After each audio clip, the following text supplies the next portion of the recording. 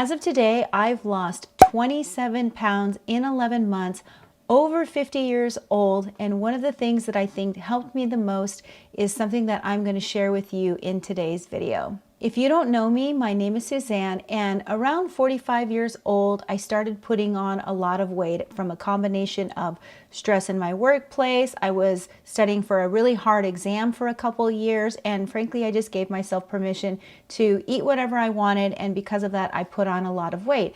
But what I found when I was around 50 years old is once that was all over with, and I tried to lose weight the old way, the way that used to work for me, I found that I was actually not able to lose more than a couple pounds, but then I would ultimately gain it back. So about a year ago in December, I started making some serious dietary weight loss changes that have helped me lose 27 pounds. But there was one thing that I really believe along the way has helped me be able to lose weight consistently over that period of time. What I started doing was I downloaded an app called Carb Manager, and in that app I tracked two different things. The first thing that I tracked was I weighed myself every day in the morning so that I could see from day to day how my weight would fluctuate. Now I know there's some of you who are very resistant to weighing yourself every single day, but I really think it's crucial to weigh yourself every day because you need to be able to see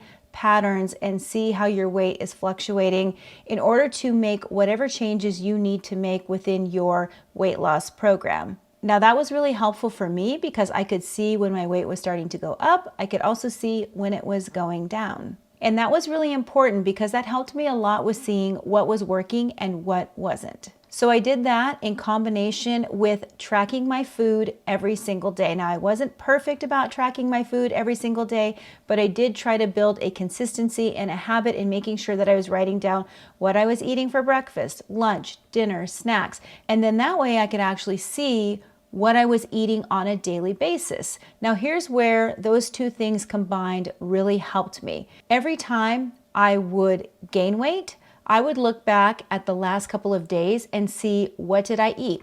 How much did I eat? What types of foods did I eat? How many times a day did I eat? Did I have a treat meal? Did I work out at the gym? I would also track that. Had it been a couple days since I had a bowel movement? All of those things could affect the scale going up or down. And so what I started to do was look at my weight every day and then look back at those couple of past days and see what did I do and start to try to see patterns of times when I would gain weight and different things that I was doing around that same period of time. I was also able to see when I would lose weight exactly what I had done previously as well, and I could start to identify patterns in positive things that I was implementing that were having an impact on my weight loss. So let me give you a few examples of each one just so you can get an idea. There were many times, especially in the beginning, when I would have some cheat or treat meals. Say I would go out to eat with my family the night before, and what I noticed was every time I did that, I would always either maintain the next day or I would go up a little in weight. Now, if I had 2 treat meals in a week, I would definitely see my weight creep back up again. And if I had 3 meals in a week, which I did one time through this journey, I would not only gain weight, but it would take me a week and a half to be able to bring my weight back down by going back to my normal plan. So whenever I would see a weight gain on the scale, I would think, okay, did you lift weights? Did you eat something high in sodium? Or did you have too many cheat meals this week? And most of the time, the answer to that question was yes. So for me, I knew if I limit those things, then I have a better chance of continuing my weight loss. Now, lifting weights is an important thing to me, and I think it's important to lift weights to build muscles so that you're burning more calories. So if I gain a little bit of weight from that, that's okay, because I'm getting a net positive from lifting weights. But I have cut back a lot on fast food, which has a lot of sodium in it. And I have also cut back on my cheat meals or cheat snacks, and I'll have them a lot less than I used to. Now, an example of when I would lose weight was I found that when I cut back to 3 meals, no snacks, or to 2 meals, no snacks, those two things always helped my weight move down a little bit. So whenever I would get into a stall or a little bit of a plateau, I would try to fast until around 11 or 12, and then I would have a really good sized meal at that time, maybe 400 to 500 calories, which would be a little more than my typical meal. And then I would have a second meal around 5 or 6. And again, I would not restrict myself. I would eat enough calories to where I felt full, but then I would cut it off and I wouldn't eat for the rest of the night.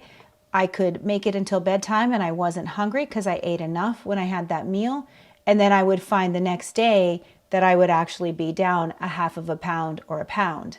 Interestingly, one of the things that did not help me break a stall or a plateau, which is something that a lot of people say works, is doing an egg fast.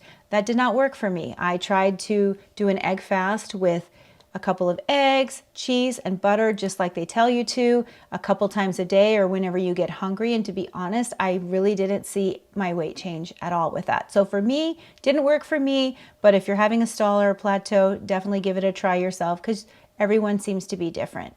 Another thing that I noticed with my weight going down is when I would hit a plateau, I would look at what I was eating the past couple days and I would see if there was anything I could trim off, maybe just take off about 100 calories. Now there's different schools of thought about reducing your calories. Some people say you shouldn't do it. You should actually eat more calories. But for me, sometimes just cutting back just a little bit would actually get my weight loss going again. And if I really thought about it, I realized that I hadn't felt hunger for a while when I was noticing that my weight was not moving. So in that case, I would troubleshoot and just eat a little bit less, try to make it so I was at least waiting until I was hungry. Also recently, I looked back at a period of time where I could see where I had lost a couple pounds during the week, and I looked at those couple of days of eating just to see how many calories did I eat, what were my ratios, and what was it about those days that might have helped me lose more weight than usual. And I was able to see that consistently I was eating around the same number of calories. And so I would go back to trying to eat within that calorie range. I could see exactly the foods I was eating in that calorie range. And so I would eat those same foods, knowing that I was going to hit that same target. And then once again, I would see the scale go down.